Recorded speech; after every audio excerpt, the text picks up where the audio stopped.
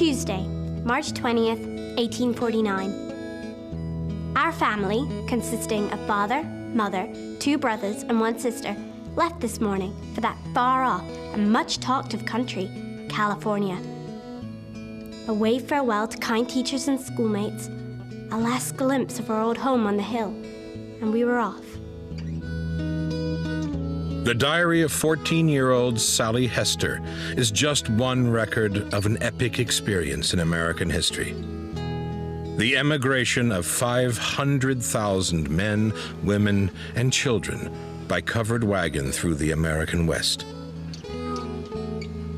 Their destination lay beyond the Indian lands explored by Francis Parkman, beyond the Rocky Mountains, beyond the desert and the Sierra Nevada, all the way to the Pacific coastlands, to Oregon and California. In Sally's words, the land of gold and Italian skies. Here, it was said, a good life was waiting. Fertile soil and a climate that would give a new lease of life to Sally's ailing father. It was a journey that would take 5 months. A 2,000-mile passage in the humblest means of transport imaginable. These first pioneers blazed a trail that would open the West to millions. For Sally, the journey began by steamboat from her home in Indiana to the remote town of St. Joseph, Missouri. We're standing on the western edge of civilization back in 1848. This was Missouri, and it was part of the United States. But right across the river, in what is today Kansas, was Indian Territory. That was the territory of the Sac and Fox and Kickapoo Indians. So when you left St. Joseph, you literally headed out into the wilderness. St. Joe, April 27th. Well, here we are, safe and sound. And we expect to remain here several days, laying in supplies and waiting our turn to be ferried across the river. The town presents a striking appearance, a vast army on wheels. There are wagons as far as the eye can see, and crowds of men and women and children, and the cattle and horses upon which our lives depend.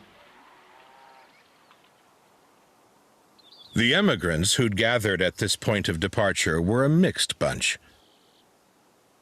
Most were poor, tenant farmers tired of renting land, or workers who'd hit hard times in the crises of the late 1830s. Some were Mormons, escaping religious persecution. Others were fresh off the boats from Europe. They'd come to the States for a better life, only to find this new world as crowded and oppressive as the old. In the West, they saw the promise of a second chance, worth the dangers of the journey ahead. On May 6th, the Hesters were ferried across the Missouri in a party of 50 wagons. The first leg was Prairie. May 21st, Sunday. Our family's all in good health. When we left St. Joe, my mother had to be lifted in and out of our wagons. Now she walks a mile or 2 without stopping and handles the wagons as spry as a young girl. This is a beautiful spot. The plains are all covered with flowers.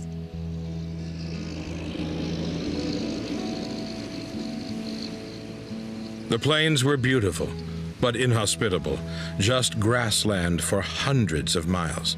No protection from the weather, nor from the Indians, who watched, resentful of this alien procession through their tribal lands. We are now in the Pawnee Nation, a dangerous and hostile tribe. We are obliged to watch them carefully, and we double our guards at night. When we camp, we form a corral with our wagons, and inside of this corral, we drive our cattle.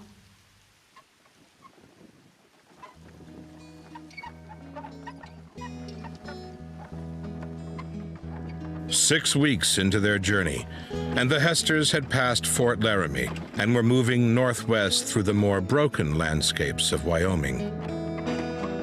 It's a terrain familiar to pioneer reenactors, as Candy Moulton explains. We're today on the Cherokee Trail, which was a route to California in 1849 and 1850.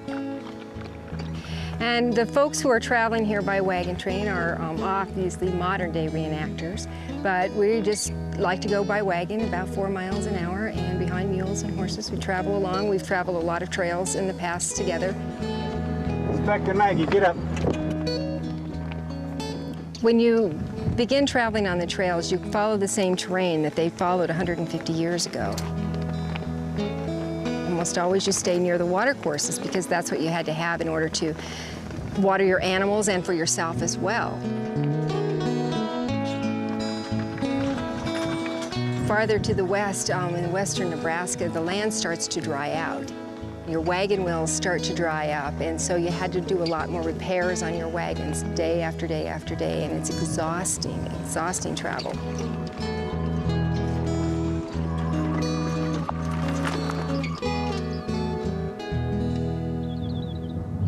On July 2nd, 1849, the Hesters reached Independence Rock.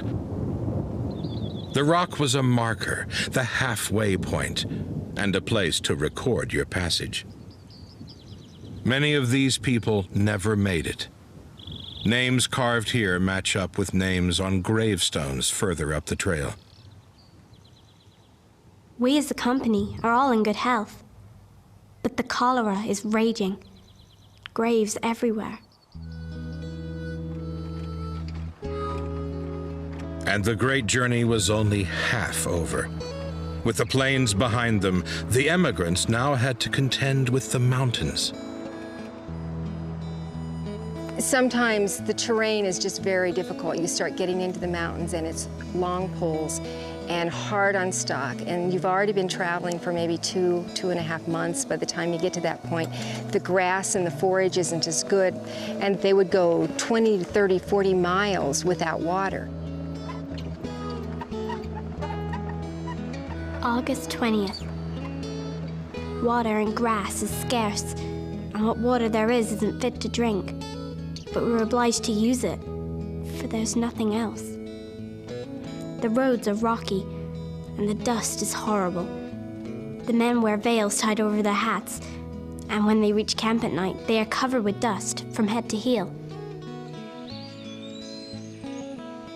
Most people made it without any problem, but of course not everybody did, and the most well-known of all the trail tragedies going to California is the Donner Party. What really happened is they got to the Sierra Nevada too late, and their stock was worn out, and they were worn out, and it started to snow, and they got stranded. Thursday, September 14th. We arrived at the place where the Donner Party perished, having lost their way and being snowed in. 2 log cabins, and the bones of human beings and animals was all that was left to tell the tale of that ill-fated party. What Sally's diary does not mention is that the way they survived was to resort to cannibalism, eating each other in order to actually just survive that awful period in the snow of the Sierra Nevada. And now it's September 21st.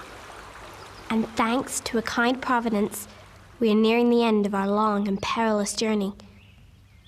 A 5 months trip from St. Joe, and our party of 50 wagons has at last reached this haven of rest, and we're strangers in a strange land. I wonder what the future will hold for us.